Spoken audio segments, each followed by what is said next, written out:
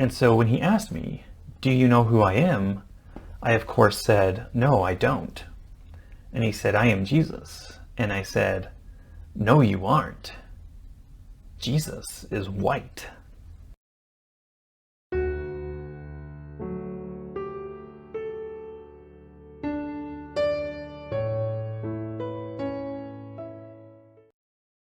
Brothers and sisters in Christ, welcome.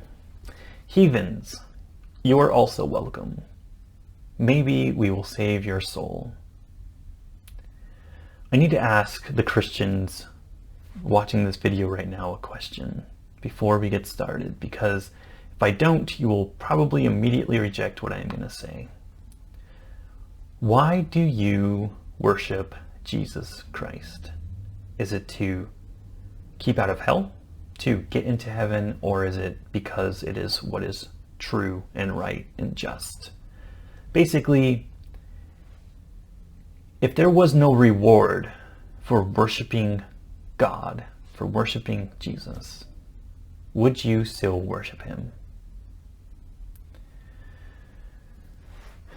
So to start, I met Jesus. And when I met him, I didn't exactly recognize him, because when I first became a Christian, I went out and I bought a whole bunch of pictures, and all of these pictures were of a white Jesus with blue eyes, although sometimes brown, and long brown hair and a pretty good sized beard. The man standing before me was olive brown skinned, brown eyed, short curly hair that was brown, and then a short beard. And so when he asked me, "Do you know who I am?" I of course said, "No, I don't." And he said, "I am Jesus." And I said, "No, you aren't. Jesus is white." And so obviously I was wrong, and he made sure I knew that by overwhelming me in God's presence. And so all the questions kind of left me at that point. And he said, "Do you know why people hang up pictures of me in their house that don't actually represent who I am?" And I said, "No, I don't. I don't know why anyone would do that. I assume we just got it wrong." And he said, "First off, do you know my genealogy?" And I said, "Yes." And he said, "Do you know where I'm from?" And I said, "Yes." And he said, "Do you know what time I am from?" And I said, "Yes." And he said, "Why do you then think that I would be white?" It was a pretty good point. It's pretty solid. But yeah, he said the reason why we would be hanging up pictures of a physical Jesus that reflected our physical traits is because we want Jesus to be like us. We want to feel superior, to feel essentially like God.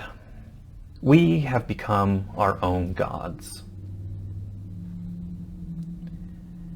And if you think about, if you were to go over to a family member's house and you saw pictures all over the house of a person that didn't share any of your physical traits, and you asked your parents, "Who is this person?" And they said, "What are you talking about? That's you.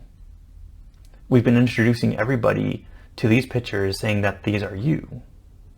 Would you feel respected? Would you feel loved? Would you feel like your parents really understood and knew you and loved you? I would guess that the answer is going to be no.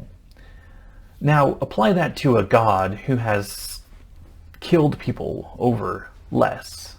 Do you think that your name is in the book of life when you try to portray him in a way that makes you feel superior to others based on physical traits? Something to think about. I personally took down all of my white Jesus pictures and I put them in the trash where they belong. So after we were done talking, a silence fell over and we walked together. And we came into a big valley, had a big river coming into it, separated into 4 sections, and a large forest, I guess. A lot of trees, a lot of vegetations. The streets were amazing. They were gold. There was fine stones everywhere. And I said, God, is this heaven? And he said, yes, Rick, this is heaven. And I noticed that there were children everywhere. It was probably 100 or more kids per one adult. And I asked, Lord, why are there so many kids here? And he told me, these are the kids who were miscarried, aborted, or just died before the age of accountability. And I hung my head in sadness and in grief and regret, knowing that so many children died before they ever got to live their life. And Jesus looked at me and he said, why are you sad? And I said, well, Lord, look at all these children who never got to experience life. And he said, do they not look alive to you? Do they not look happy? Is this not paradise? What more can the world offer them than I can? And again, Jesus had a pretty solid point. The world is full of hate and pain and suffering. And why is it that we try so hard to keep ourselves here rather than going straight to eternal paradise? It really hit me pretty good. So I let it be, and I understood, why do we put so much effort into things that keep us from paradise. And as we walked further on, we came across a tree, and I'm going to tell you, I don't know how to describe the tree. It was more beautiful, more bright, I guess, than all the other trees. And the fruit on it was like no fruit you've ever seen. It had colors that swirled through it. And it just drew you to that tree. And before I even knew what I was doing, I was reaching out to grab a piece of the fruit and just devour it. And Jesus touched my hand and put it down, and he said, do you know what this tree is? And I said, I have no idea. And he said, this tree is the garden, is the tree of the knowledge of good and evil. And I said, what is this doing in heaven? And he said, when you were an atheist and you asked people about the problem of suffering, the problem of evil in the world, what did you tell them? And I said, I told them that, or they told me that it was free will. Without free will, we would just be machines. We would have no decisions, no choices. There would be no point to life. And Jesus said, so do you think that when you die and you come to heaven, that I just strip free will from you? It was a good question. What would the value of living forever be if we had no free will? But then it introduces a new problem. And I said, Jesus, if we have free will in heaven and we are fallible just like we are on earth, won't all of us eventually end up eating from the tree? And he said, yes. And all of you will eventually end up an eternity in hell and suffering.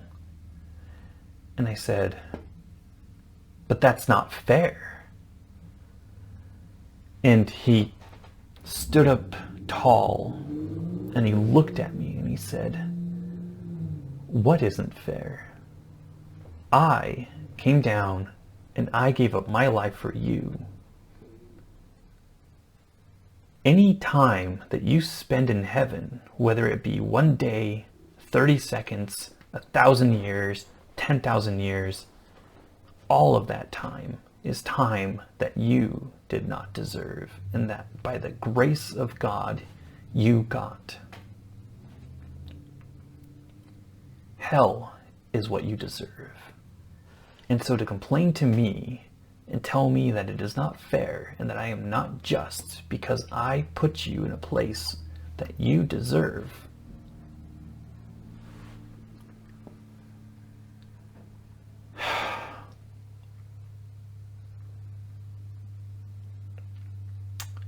and he was right.